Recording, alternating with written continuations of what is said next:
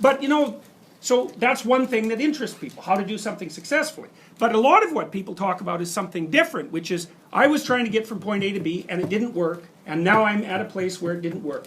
And so it's a problem, right? It's like, the world's opened up around me, I don't know what to do. And the reason you talk to people about that is because they have brains.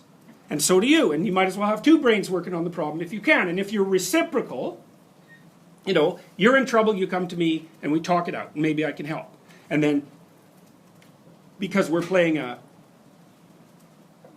iterative game, now you owe me a favor.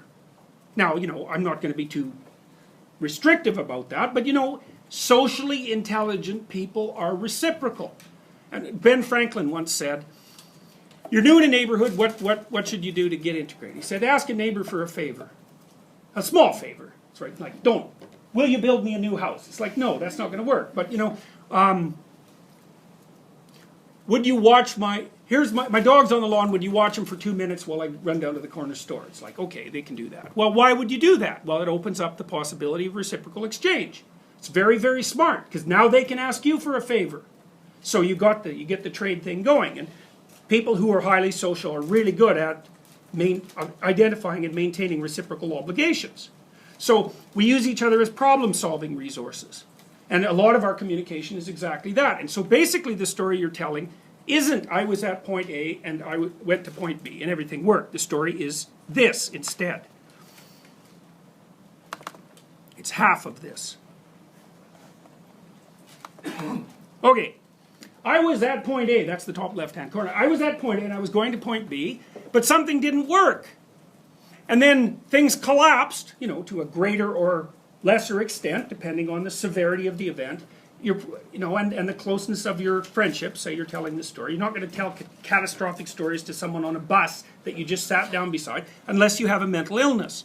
And sometimes, well really, it's the truth. Sometimes you'll sit down on a bus, and someone who has a mental illness will come and sit beside you, and they will immediately tell you horrible things about their life. And the reason for that is they have to. They don't have anyone to talk to. They can't sort out their brains. They're so desperate. They're so ruined. They're in chaos. They're so ruined that the proclivity to proclaim the chaos absolutely overwhelms them. And you just can't deal with someone like that most of the time, because the magnitude of the problem they're facing you with is way beyond your capacity to solve. So it's just awkward. It's not good. Anyways, you say, I was going from point A to point B. Didn't work. Now I don't know where I am. I don't know where I'm going. And I'm lost.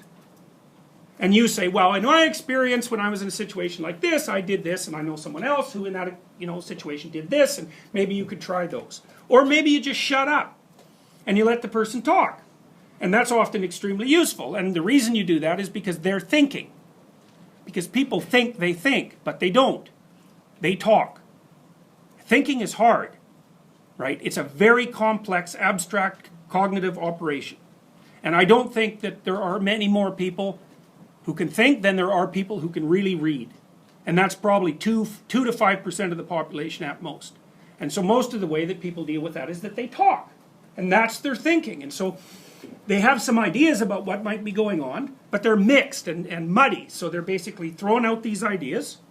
You know, did this happen? Is he like this? Is she like that? It's like, did I do this? It's like, and then they watch you, and you know, if you're nodding about one, they think, oh well, you know, that seems plausible, and they lay out another, and you go, you don't even notice, and they think, no, that's off the table. I didn't think that was a very good idea, but now I've got some social, what do you call it, validation, and soon they talk it out, and instead of having 60 vaguely defined problems, now they have like 5 fairly tightly defined problems. They're feeling a lot better about that, right? Because it's 5 snakes instead of 60, and maybe they can deal with 5 snakes. So you've already helped them a whole bunch just by listening.